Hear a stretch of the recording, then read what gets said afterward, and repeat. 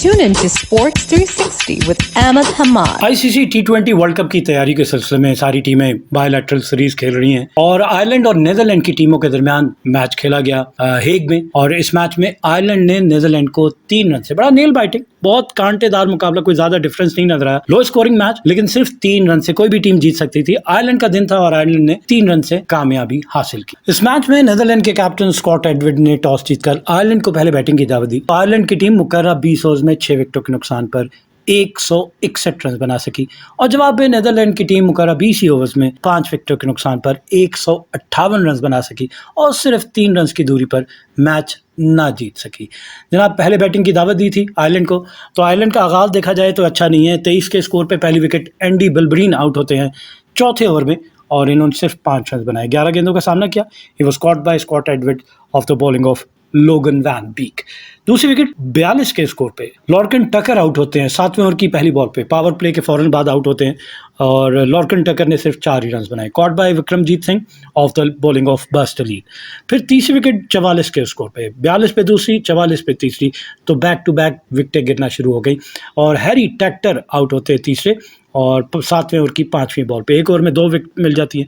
Harry Tector he was LBW by Bas Leede for just 1, तो ये 2 विकेटें इनकी मिल गई। और फिर चौथी विकेट 56 के स्कोर पे पॉल स्टर्लिंग, इनके कैप्टन जो है, 36 रन बनाने के बाद आउट हो जाते हैं। 27 गेंदों का सामना किया, 4 चौके और 1 छक्का इनकी इनिंग में शामिल। Caught by Bracey off the bowling of van Meekeren, तो ये 4 खिलाड़ी 56 के स्कोर पे 10वें ओवर की 5वीं बॉल पे। 5 विकेट 118 के स्कोर पे कर्टिस कैम्फर आउट होते हैं 37 रन बनाने के बाद। LBW बाय लोगन वैन बीक 30 गेंदों पे 37 रन बनाए जिसमें 2 चौके और 2 छक्के शामिल थे और इनका स्ट्राइक रेट था 123 और ये 17वें ओवर की पहली बॉल पे आउट होते हैं। फिर छठी विकेट 121 के स्कोर पे गैरेट डेलनी आउट होते हैं 18वें ओवर की तीसरी बॉल पे और इन्होंने सिर्फ 2 ही रन बनाए, caught and bowled by Meekeren. End में जॉर्ज डोक्टरल 53 रन की नाकाबिले शिकस्त इनिंग खेली, 30 गेंदों का सामना किया, 5 चौके और 2 छक्के इनकी इनिंग में शामिल थे। 177 का स्ट्राइक रेट और मार्क अडेर 19 रन के साथ नॉट आउट रहे। इन्होंने 8 गेंदों पे 2 चौकों और 1 छक्के की मदद से 237 के स्ट्राइक रेट के साथ 19 रन बनाए और इस तरह इनकी टीम ने मुकर्रर 20 ओवर्स में 8.05 की औसत से 6 विकेटों के नुकसान पर 161 रन बनाए। नंबर ऑफ सिक्सेस देखे जाए तो इनकी जानिब से 7 छक्के और इसी तरह अगर चौकों की बात की जाए तो 13 चौके इनके बैट्समैनों ने लगाए और इसी तरह इनकी अगर इनिंग की पेस देखी जाए, फर्स्ट 6 ओवर 42 रन बनाए 1 विकेट के नुकसान पे, पहले 50 रन 9 ओवर में जाके मुकम्मल किए, बहुत लेट। और फिर half way mark they were 56 for the loss of 4 wicket. George Dockrell ने अपनी निफ्ट सेंचुरी जो है वो 29 गेंदों पे 5 चौकों और 2 छक्कों की मदद से मुकम्मल की। आयरलैंड ने अपने पहले 100 रन, मतलब एक ही 100 रन बनाए, तो वो 15वें ओवर की पहली बॉल पे यानी 14.1 ओवर में 100 रन मुकम्मल किए और आयरलैंड ने अपने 150 रन 19.3 ओवर में और इनिंग का इख्तिताम साथ किया 161 6 विकेटों के नुकसान पर। अगर नीदरलैंड की बॉलिंग देखी जाए तो वेवियन किंगमा, इन्होंने 4 ओवर में 36 रन दिए, कोई विकेट हासिल नहीं की। टिम प्रिंगल 4 ओवर में 20 रन देकर कोई विकेट, इंतहाई इकोनॉमिकल, 5 की इकॉनमी, बहुत अच्छी बॉलिंग। फिर लोगन वैन बीक है 4 ओवर में 26 रन दिए और 2 विकेटें हासिल की, 6.5 इकॉनमी, बहुत अच्छी बॉलिंग इनकी भी। पॉल वैन मीक्रन, इन्होंने 4 ओवर में 34 रन दिए, 2 विकेटें हासिल की और बस्ट लीड थोड़े महंगे, 4 ओवर में 43 रन देकर 2 विकेटें हासिल की। जवाब में नीदरलैंड, जिसको 162 रन का हदफ मिला, उसकी टीम मुकर्रर 20 ओवर्स में 7.90 की औसत से 5 विकेटों के नुकसान पर सिर्फ 158 रन बना सकी। इनका आगाज़ अच्छा है, इन्होंने पहली विकेट पे 67 रन बनाए और 9वें ओवर की तीसरी बॉल पे पहली विकेट गिरती है माइकल लेविट की, जिन्होंने 39 रन बनाए 34 गेंदों पे 4 चौकों और 1 छक्के की मदद से। Caught by tractor of the bowling of Delaney. दूसरी विकेट 123 के स्कोर पे, तो इनकी पहली विकेट की पार्टनरशिप देखी जाए तो वो 67 रन की और दूसरी 56 रन की। ये दोनों पार्टनरशिप बड़ी अच्छी, और दोनों पार्टनरशिप को देखते हुए आपको नजर आ रहा है कि नीदरलैंड की टीम ये टोटल चेज कर सकती है। लेकिन जैसे ये दूसरी विकेट 123 के स्कोर पे गिरती है 16वें ओवर की चौथी बॉल पे, जब मैक्स ओडाउड आउट होते हैं 60 रन बनाने के बाद, 41 गेंदों का सामना किया, 3 चौके 3 छक्के इनकी इनिंग में शामिल थे, 146 का स्ट्राइक रेट था, उसके बाद से विकेटें गिर जाती है।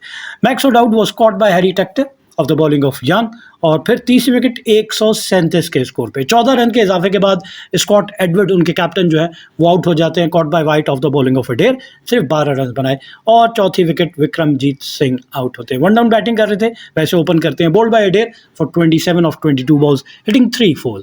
फिर 5 विकेट 154 के स्कोर पे वेस्ले ब्रेसली आउट होते हैं और 8 ही रन बनाए बोल्ड बाय यंग। एंड में बजरा लीड 8 और लोगन वैन बीक 1 के साथ नॉट आउट रहे और इनकी टीम मुकर्रर 20 ओवर में 7.9 की औसत से 5 विकेटों के नुकसान पर 158 रन बना सकी। नंबर ऑफ सिक्सेस अगर देखा जाए तो कुल 4 छक्के इनके बैट्समैनों ने लगाए और इसी तरह चौकों की बात की जाए तो 13 चौके इनके बैट्समैनों ने लगाए। दोनों इनिंग की पेस का मुवाजना कर लिया जाए तो जिस तरह पहले 6 ओवर में आयरलैंड ने 42 रन बनाए 1 विकेट के नुकसान पे, नीदरलैंड ने उनसे बेहतर एक तो 49 रन बनाए और कोई भी विकेट नहीं गिरी। आयरलैंड ने पहले 50 रन 9 ओवर में मुकम्मल किए तो नीदरलैंड ने पहले 50 रन 6.1 ओवर में मुकम्मल किया। आयरलैंड ने पहले 100 रन 14.1 ओवर में, नीदरलैंड ने 12.5 ओवर में, तो बहुत अच्छा खेल रहे थे। और मैक्स ओडाउड ने अपनी निफ्ट सेंचुरी 35 गेंदों पे 2 चौकों और 3 छक्कों की मदद से मुकम्मल की, लेकिन 150 रन तक भी बहुत आगे थे क्योंकि 19.3 ओवर में आयरलैंड ने 150 रन मुकम्मल किए और नीदरलैंड ने 18.4 ओवर में मुकम्मल किए, लेकिन उनकी टीम सिर्फ 158 रन बना सकी मुकर्रर 20 ओवर में 5 विकेटों के नुकसान पर और 3 रन से इन्हें शिकस्त का सामना करना पड़ा। आयरलैंड की अगर बॉलिंग देखी जाए, मार्क एडेर 4 ओवर में 21 रन दिए 2 विकेटें हासिल की, बैरी मैकार्थी 4 ओवर में 37 रन दिए कोई विकेट हासिल नहीं की, क्रेग यंग 4 ओवर में 35 रन दिए 2 विकेटें हासिल की, गैरेट डेलनी 4 ओवर में 28 रन देकर 1 विकेट हासिल की, बेन वाइट 1 ओवर में 9 रन दिए कोई विकेट हासिल नहीं की, जॉर्ज डोक्रेल 1 ओवर में 7 रन दिए कोई विकेट हासिल नहीं की और हैरी टेक्टर 1 ओवर में 6 रन दिए कोई विकेट हासिल नहीं की, जबकि कर्टिस कैम्फर ने 1 ओवर में 13 रन दिए। तो ये ट्राई नेशन सीरीज है जिसमें आयरलैंड, स्कॉटलैंड और नीदरलैंड की टीमें जा रही हैं। और इनके अगर पॉइंट्स टेबल की जानिब आपको ले चलें तो आयरलैंड ने 4 मैच खेले 3 जीते 7 पॉइंट है और नेट रन रेट है 0.14।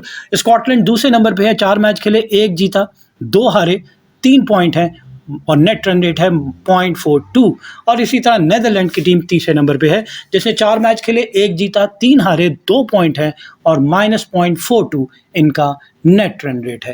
तो ये तीनों तकरीबन एक ही जैसी टीम है और इनका आपस में मुकाबला हो रहा है। देखते हैं कि कौन सी टीम ये ट्रॉफी जीतने में कामयाब होती है ट्राई नेशन की। इस वक्त तो बधार नज़र आ रहा है कि आयरलैंड 4 में से 3 मैच जीत चुकी है, तो सबसे स्ट्रॉन्ग टीम यही है, कॉम्बिनेशन अच्छा बना हुआ है। और दूसरे नंबर पे स्कॉटलैंड 4 में से 1 ही मैच जीता है 2 हारे। Same is the case with Netherland, 4 में से 1 जीता लेकिन 3 मैच हार गए। तो यहाँ इनको काफ़ी मेहनत की ज़रूरत है कम बैक करने के लिए, अदरवाइज़ ये लीग जो है, ये ट्राई नेशन जो है बड़ी जल्दी ख़त्म हो जाएगी, पता भी नहीं चलेगा, वर्ल्ड कप का आगाज़ हो जाएगा। तो प्रिपरेशंस के लिए कि वर्ल्ड कप में अच्छी प्रिपरेशंस हो जाएँ, सारी टीमें चाह रही होंगी कि बेस्ट पॉसिबल कॉम्बिनेशन जो है वो आजमाया जाए और फाइनल 11 जो है वो आपके जहन में सही हो जाए कि जी ये हमारी फाइनल 11 है, ये वर्ल्ड कप में खेलेगी। तो वर्ल्ड कप का आगाज़ नेक्स्ट मंथ होने जा रहा है 1 जून से, और जो कि वेस्ट इंडीज़ और यूनाइटेड स्टेट्स में खेला जाएगा। यूनाइटेड स्टेट्स की टीम बड़ी ज़बरदस्त फॉर्म में आई हुई है। होम कंडीशन में बांग्लादेश की टीम को 3 T20 मैचेस की सीरीज़ में 2-0 से शिकस्त दी हुई है, तीसरा मैच रहता है। On the other hand south Africa और वेस्ट इंडीज़ के दरमियान भी मैच जारी है। West Indies being an host, उसने भी साउथ अफ्रीका को पहले मैच में शिकस्त दी है। तो होस्ट नेशन ख़तरनाक है, अपनी कंडीशन को अच्छा जानती हैं, तो दूसरी टीम को उसके हिसाब से शिकस्त देने में कामयाब हो रही हैं, होम एडवांटेज जो है वो लेने में कामयाब हो रही हैं। Anyways, wishing all the 3 teams Ireland, Scotland and Netherlands best of luck. We come to the end of our show. Till the next program, it's goodbye from Sports 360. Keep on watching Sports 360 with Ahmed Hamad for latest news, views, and interviews of sports personalities from around the world.